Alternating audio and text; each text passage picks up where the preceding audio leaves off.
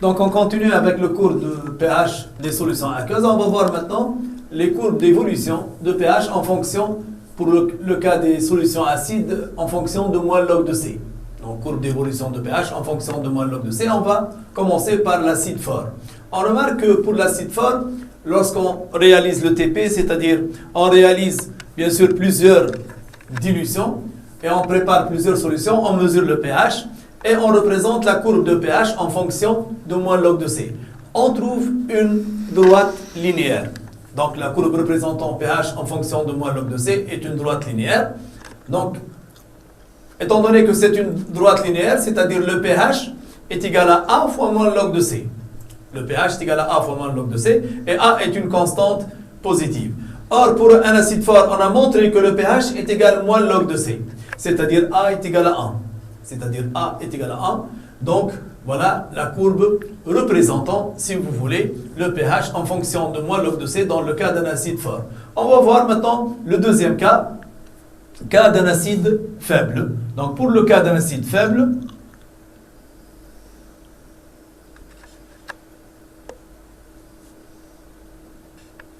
voilà. Donc, pour le cas d'un acide faible, pH en fonction de même moins log de C, on trouve une droite affine croissante. On trouve une droite affine croissante. D'après le graphe, pH s'écrit A fois moins log de C plus B. Bien sûr, B, c'est l'ordonnée à l'origine. Donc, B, ça se trouve ici. Donc, cette quantité, c'est B. Donc, celle-là, c'est B. Et A, c'est la pente.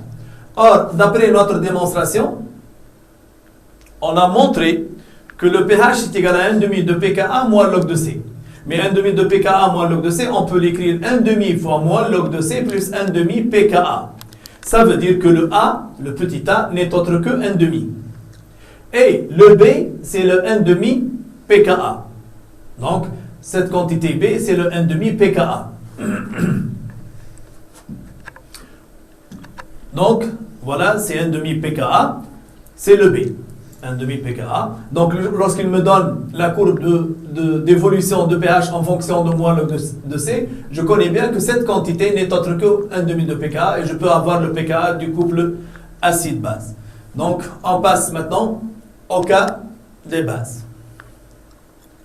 Donc, on va passer à la courbe, aux courbes d'évolution de pH. Maintenant, en fonction de log de C, dans le cas des solutions basiques. Solution acide en fonction de moins log de C et ici en fonction de log de C. Pour une base forte, on trouve, voilà la courbe d'évolution de pH pour une base forte. Donc ici, c'est une droite affine de même croissante. C'est une droite affine croissante. Donc d'après le graphe pH s'écrit A fois log de C plus B. Et d'après ce qu'on a montré dans ce cours, pH est égal à log de C plus pKe. Donc ça me donne A est égal à 1 et B est égal à pKe. Donc, c'est-à-dire ce B qui se trouve ici, c'est le pKe. Donc cette quantité, c'est pKe. Donc c'est l'ordonnée à l'origine. On va passer maintenant au cas d'une base faible. Pour une base faible, voilà la courbe d'évolution du pH en fonction, si vous voulez, de log de C pour la base faible. De même, c'est une droite affine croissante. De même, ce pH s'écrit A fois log de C plus B. Ici, pour une base faible, donc ici, donc on parle de la base. Donc c'est le défaut de copier-coller. Ici, c'est une base forte. Et ici, c'est une base faible.